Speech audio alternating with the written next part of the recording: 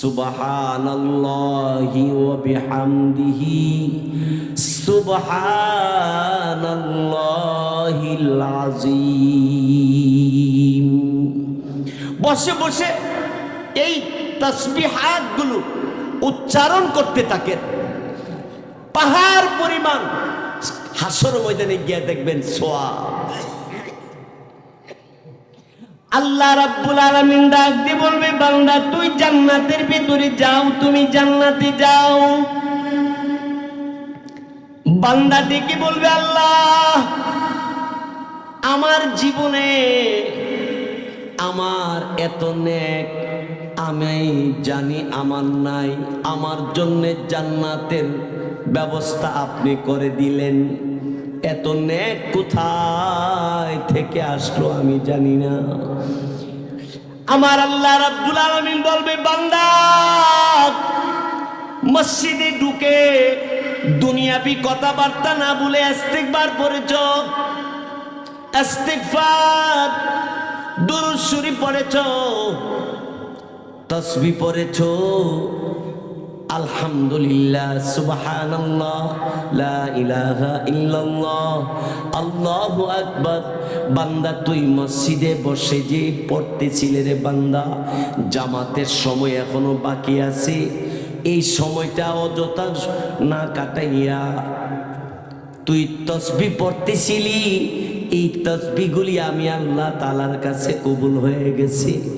আমি আল্লাহ তাআলা আজকে এই নেকগুলির বিনিময়ে আমি আল্লাহ তোরে জান্নাত দিয়া দিছি। মসজিদে এসে সুন্নত পড়ব, নফল পড়ব, ফরজের জামাতের সময় যদি বাকি থাকে, আরো যদি সময় পাই তাইলে আমরা আল্লাহ তাআলার দরবারে তওবা করতে থাকবো, তাসবিহ পড়তে থাকবো, জিকির করতে থাকবো।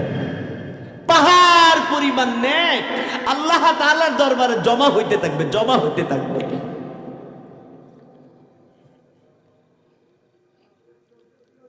ভাইয়ের আমার, বন্ধুরা আমার, এই জন্যই মহান আল্লাহ রাব্বুল আলামিন আমাদেরকে আল্লাহ তাআলা মুসলমান বানাইছেন, মানুষ বানাইছেন।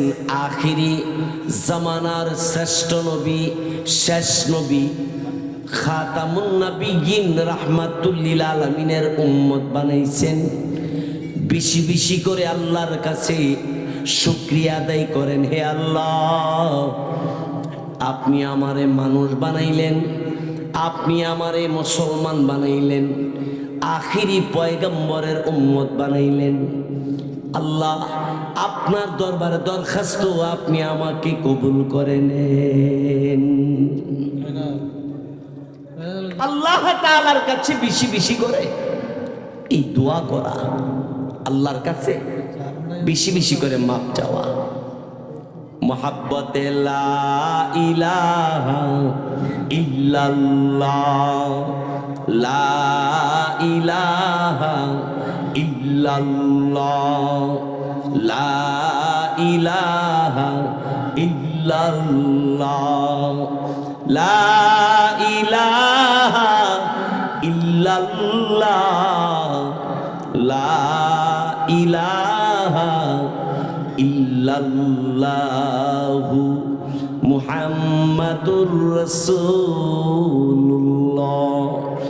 সাল্লাল্লাহু আলাইহি ওয়াসাল্লাম। ভাইয়ের আমার, বন্ধুরা আমার,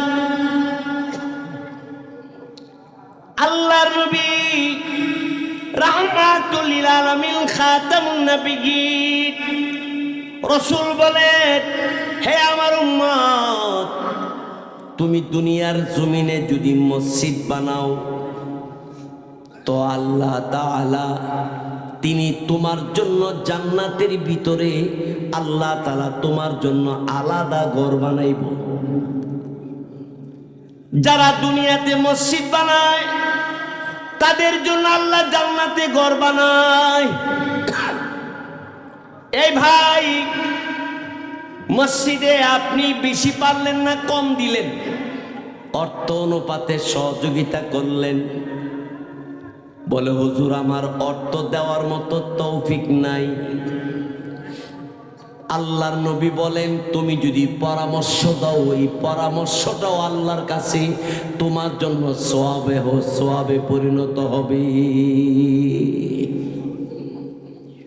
এই জন্য আপনাদের এই এলাকার এই মসজিদটা অনেক মনোরম পরিবেশে, সভাপতি সদস্যবৃন্দ, এলাকার ধনী গরিব সকলে মিলে অনেক সুন্দর সুসজ্জিত করতে চেষ্টা করছেন। আরো সুন্দর, আরো বড়, আরো ভালো করতে পরবর্তী প্রজন্মরা যেন এই মসজিদকে আরো সুন্দর করতে পারে, সেই পরিবেশ আপনাদের মাধ্যমেই আরম্ভ করতে হবে, শুরু করতে হবে, কাজ চালাই যেতে হবে। আল্লাহর ঘরের কাজ থাইমা থাকে না। আমার ভাইয়েরা, বন্ধুরা আমার, ইব্রাহিম আলাইহিস সালাম ওনার ছেলে ইসমাইল আলাইহিস সালাম, বাপ ছেলে দুইজনে কাবা ঘরের কাজ কমপ্লিট করার পরে কিছু পাথর বেশি হয়েছে। ইব্রাহিম আলাইহিস সালাম আল্লাহকে বললেন, হে আল্লাহ, পাথরগুলি কি করব? আল্লাহ পাক রব্বুল আলামিন বললেন, ইব্রাহিম এই পাথরগুলি তুমি হাতে লও। ইব্রাহিম আলাইহিস সালাম হাতে নিলেন আর বললেন, আল্লাহ পাথরগুলি কি করব? আল্লাহ বললেন, ইব্রাহিম পাথরগুলি তামাম পৃথিবীতে নিক্ষেপ করে দাও। ইব্রাহিম আলাইহিস সালাম বললেন, আল্লাহ মক্কা থেকে আমি নিক্ষেপ করলে, ডিল মারলে তামাম পৃথিবীতে তো আমি পৌঁছাইতে পারবো না। আল্লাহ বললেন, নিক্ষেপ করা, ডিল মারার দায়িত্ব তোমার, আর পাথরগুলো তামাম পৃথিবীর আনাচে কানাচে পৌঁছায় দেওয়ার দায়িত্ব আমি আল্লাহর। ইব্রাহিম আলাইহিস সালামের নিক্ষেপ করা এই পাথর পৃথিবীর যেখানে পড়ছে সেখানে কিয়ামতের আগেও একটা মসজিদ হবে। তাইলে বিশ্বাস করতে হবে নিশ্চিত আপনাদের এখানে ইব্রাহিম আলাইহিস সালামের নিক্ষেপ করা একটা পাথরের কণা